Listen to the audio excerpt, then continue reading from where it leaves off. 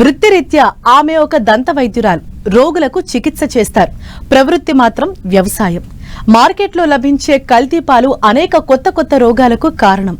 ఈ సమస్యను అధిగమించేందుకు పాడి పరిశ్రమ నిర్వహిస్తూ నాణ్యమైన పాల దిగుబడిని తీస్తున్నారు. అంతేకాదు, సొంతంగా అవుట్లెట్ ఏర్పాటు చేసి వినియోగదారులకు పాలమ్ముతూ మంచి ఆదాయం గడించడమే కాకుండా పలువురికి ఉపాధి కల్పిస్తున్నారు.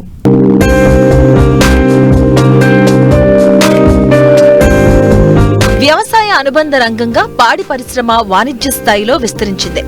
రైతులు పదుల సంఖ్య నుండి వందల సంఖ్యలో పశువులను పెంచుతూ ఆర్థికంగా నిలదొక్కుంటున్నారు. అయితే నిర్వహణలో సరైన అవగాహన లేకపోవటం వల్ల కొంతమంది నష్టాలను చవిచూస్తున్నారు. కానీ అనంతపురం జిల్లా అనంతపురం టౌన్ కు చెందినటువంటి దంత వైద్యురాలి డాక్టర్ తేజస్విని కరోనా తర్వాత 4 ఆవులతో డైరీని ప్రారంభించి నేడు 50 ఆవులు గేదెల డైరీగా అభివృద్ధి పరిచింది.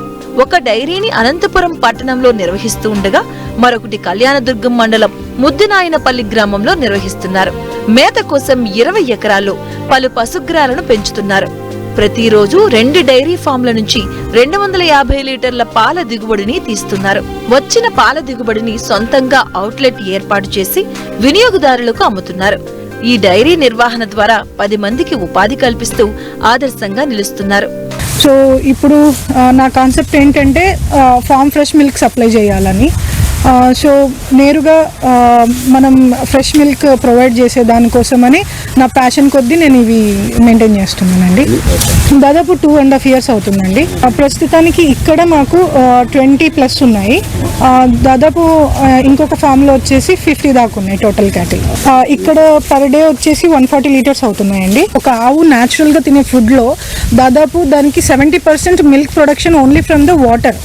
సో వాటర్ అనేది ఉంటుందండి, న్యాచురల్గానే ఉంటుంది. సో యావరేజ్గా ఒక కౌ అనేది 4.8% ఫ్యాట్ ఇస్తుంది. SNF ఒక 6 దాకా ఉంటుంది. కానీ మనం చూసే డైరీ మిల్క్లో ఎట్లా ఉంటున్నది, 6% ఫ్యాట్ ఉంటుంది, అంటే equals to buffalo milk. So cow milk ఎప్పుడండి బఫెలో మిల్క్ అయింది? So it's an analog milk. అంటే మనం ఏదైతే మిల్క్ అనుకుంటున్నామో అది అనలాగ్ మిల్క్ అనమాట.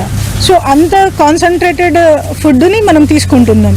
సో ఏదన్నా న్యాచురలే అండి. So natural contents milk. పెట్టుబడి స్టార్టింగ్ ఎంత అయింది? మీకు ఆదాయం అంటే టోటల్గా వచ్చేసి కొంచెం చేసామండి. అంటే ఫస్ట్ ఇన్వెస్ట్మెంట్ ఈస్ 5 lakhs. మళ్ళీ దానికి రొటేషన్ చేసుకుంటూ వస్తున్నాము. సో మొత్తం అంతా ఇప్పుడు ఇన్వెస్ట్మెంట్ వచ్చేసి లైక్ 60 lakhs అయ్యిందండి. ఒక 10 acres ల్యాండ్ ఉంది.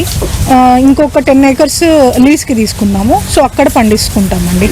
దానాలు కానీ మొక్కజొన్న, తర్వాత మన ఏరియాకి అనంతపురం ఏరియాకి సూటబుల్ జొన్నలు, సో గడ్డి జొన్నలని వెటర్నరీ స్టాఫ్ వాళ్ళు ఇస్తారు. సో అవి పండిస్తామండి. సో దాన్ని మేము ఫోడర్గా దానా రూపంలో ఇస్తామండి న్యాచురల్గా. మన దాంట్లో వచ్చేది మాత్రం యావరేజ్గా 14 litres is the best yield అండి. పర్ డే పర్ కౌ నుంచి 14 లీటర్స్ అండి యావరేజ్గా. బఫెల్లోస్కి యావరేజ్గా 8 to 10 లీటర్స్ పర్ డే అండి. దీంట్లో ఏవి ప్యూర్ హెచ్ఎఫ్ కానీ జెర్సీలు కానీ లేవు. ప్యూర్ అంటే క్రాస్ బ్రీడ్స్ ఇవి. సో దీని క్రాస్ బ్రీడ్స్ ఏమవుతుంది అంటే హెచ్ఎఫ్లో ఉన్న ప్రొడక్షన్ ఎక్కువ, ప్లస్ మన ఏరియాకి తట్టుకునే రెసిస్టెంట్ జీన్స్ ఉంటాయి. సో ఇది సంకర జాతికి చెందింది కాబట్టి ప్రొడక్షన్ ఎక్కువ ఉంటుంది. అదేవిధంగా డిసీజ్ రెసిస్టెన్స్ మన ఎండ క్లైమేట్కి 40 degrees 45 degrees వరకు కూడా తట్టుకుంటాయి. మా ఫాదర్ అగ్రికల్చర్గా చేస్తారు. సో అందుకు నాకు దాని మీద ఇంట్రెస్ట్ ఉంది. చదువుకున్నప్పటికీ నాకు అంటే మన ల్యాండ్స్ మీద అగ్రికల్చర్ మీద నాకు ఇష్టం ఉంది. మనం ఎక్కడన్నా ఉండని మన బేస్ మర్చిపోకూడదు అనేది నా కాన్సెప్ట్. సో టెక్నాలజీ మీద ఎక్కువ రిలయబుల్ అవుతామండి మేము. నా దగ్గర 10 members వర్క్ చేస్తారు. అంటే వర్క్ ప్రొవైడ్ చేస్తున్నాము. అంతే కదండి, ఇప్పుడు ఒక ఇండస్ట్రీ నుంచి consider this as an industry.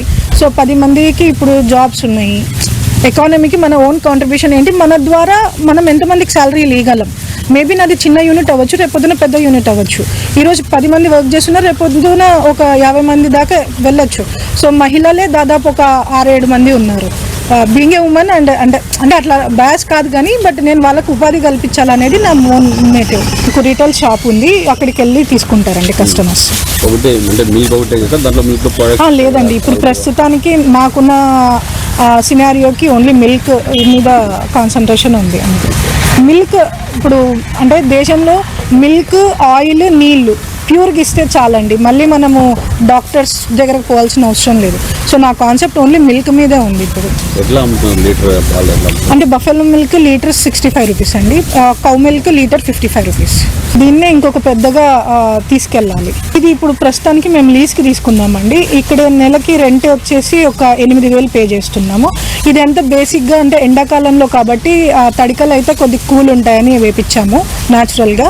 So ఇదంతా కాస్ట్ వచ్చేసి 1 lakh అయి ఉంటుందండి, ఫ్లోరింగ్ ఇదంతా. ఎంత బస్సులో ఒక్కొక్కటి ఎంత పడింది? 80 to 1 lakh పడుతుందండి. కౌ వచ్చేసి 70,000 అలా పడుతుంది. స్టార్టింగ్ ఎన్ని ఆవులు పెట్టారు, ఇప్పుడు ఎన్ని ఆవులు ఉన్నాయి? స్టార్టింగ్ 4 కౌస్తో స్టార్ట్ చేసింది 4 కౌస్తో. ఇప్పుడు 50+ ఉన్నాయండి క్యాటిల్. బస్సులో డైరీ మెయింటైన్ చేసిన రైతులకు మీరు ఇచ్చే సూచనలు కానీ చాలా